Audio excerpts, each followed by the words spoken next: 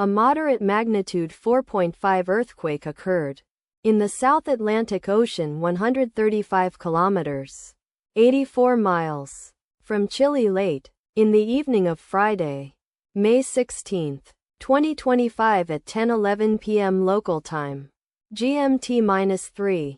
The depth of the quake could not be determined, but is assumed to be shallow. The quake was reported felt by some people near the epicenter. First to report, EMSC after 21 minutes. The earthquake occurred 9 days after a magnitude 4.7 earthquake had hit on Thursday, May 8, 2025, at 4:36 a.m. GMT-3 local time, in 37 kilometers, 23 miles, distance to the east. Data source from Volcano Discovery. Did you feel it? Let us pray. May the earthquake that occurred not affect our brothers and sisters there.